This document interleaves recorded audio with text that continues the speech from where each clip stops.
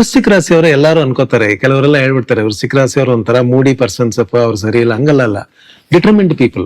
English ಅಲ್ಲಿ ಒಂದು ಪದ ಇದೆ, ಅಡಮೆಂಟ್ ಅಂಡ್ ಡಿಟರ್ಮಿನೇಷನ್ ಅಂತಿದೆ. ಡಿಟರ್ಮಿನೇಷನ್ ಅಡಮೆಂಟ್ಗೆ ಒಂದೇ ಮೀನಿಂಗ್. ಡಿಟರ್ಮಿಂಡ್ ಆಗಿದ್ರೆ ಪಾಸಿಟಿವ್ ಆಗಿದ್ದಾರೆ, ಅಡಮೆಂಟ್ ಆಗಿದ್ದಾರೆ ನೆಗೆಟಿವ್ ಆಗಿದ್ದಾರೆ ಅಂತ. ಅದರಿಂದ ಬುದ್ಧಿವಂತಿಕೆಗೆ ಬಂದಾಗ ಡಿಟರ್ಮಿನೇಷನ್ ಬರುತ್ತೆ, ಎಮೋಷನ್ ಬಂದಾಗ ಅಡಮೆಂಟ್ ನೇಚರ್ ಬರುತ್ತೆ. ಸ್ವಲ್ಪ ಅವರು ಎಮೋಷನಲಿ ಅಡಮೆಂಟ್ ಕ್ಯಾರೆಕ್ಟರ್ಸೇ. ಆದ್ರೆ ಈ ವರ್ಷ ಅವರಿಗೆ 8ನೇ ಮನೆಗೆ ಗುರು ಬರೋದ್ರಿಂದ ಸ್ವಲ್ಪ ಕೊರಗುವಂತಹ ಸಾಧ್ಯತೆ ಇದೆ. ಇದಾಗಿಲ್ಲ ಅದಾಗಿಲ್ಲ ನನ್ಗೆ ಆಗ್ಬೇಕಾಗಿತ್ತು ಅಂತ ಹೇಳ್ತಾರೆ. ಕೊರಗಬೇಡಿ. ಖಂಡಿತ ಪ್ರಯತ್ನ ನೀವು ಪಡೋರೇನೆ. ಸೀಕ್ರೆಟ್ ಆಗಿ ಪ್ರಯತ್ನ ಪಡ್ತೀರಾ. ಕೆಲವು ಸಮಯ ನೀವು ಹೊರಗಡೆ ಯಾರ ಹತ್ರನ ಒಂದು ಸಜೆಷನ್ ಕೇಳ್ಕೊಂಡು ಅದರ ಪ್ರಕಾರ ನಿಮ್ಮನ್ನ ಒಂಚೂರು ಆಲ್ಟರ್ ಮಾಡ್ಕೊಂಡ್ರಿ. ಈ ವರ್ಷ ಬಹಳ ವಿಶೇಷವಾಗಿರುತ್ತೆ. ವೃಶ್ಚಿಕ ರಾಶಿಯ ವಯಸ್ಸಾದವರಿಗೆ ಅನಾರೋಗ್ಯ ಬಹಳ ವರ್ಷದಿಂದ ಇದೆ. ಅದೇನು ಇನ್ನ ಹೆಚ್ಚಾಗುತ್ತೋ ಕಮ್ಮಿ ಆಗುತ್ತೋ ಅಂತ ನೀವೇನಾದ್ರು ಕೇಳಿದ್ರೆ, ಈ ವರ್ಷ ಸ್ವಲ್ಪ ಸ್ಟ್ಯಾಗ್ನೆಂಟ್ ಆಗಿರುತ್ತೆ. ಹೊಸ ಔಷಧಿಗಳನ್ನ ಏನಾದ್ರು ಪ್ರಯೋಗ ಡಾಕ್ಟರ್ ಮಾಡಿದ್ರೆ ಮಾಡಿಸ್ಕೊಳ್ಳಿ.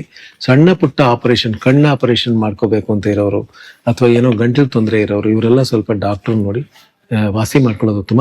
ಶೇರ್ ಮಾರ್ಕೆಟ್ ಅಲ್ಲಿ ಇರೋರಿಗೆ ಖಂಡಿತ ಹುಷಾರಾಗಿರ್ಬೇಕಾದಂತ ವಿಚಾರ. ಯಾಕಂದ್ರೆ ವೃಶ್ಚಿಕ ರಾಶಿಯವರು ದುಡ್ಡು ಹಾಕ್ಬಿಟ್ಟಿರ್ತಾರೆ, ಯಾರ ಹತ್ರನೂ ಹೇಳಿರಲ್ಲ, ಓದಾದ್ಮೇಲೆ ಹೇಳ್ತಾರೆ ಹೋಗ್ಬಿಡ್ತು ಅಂತ.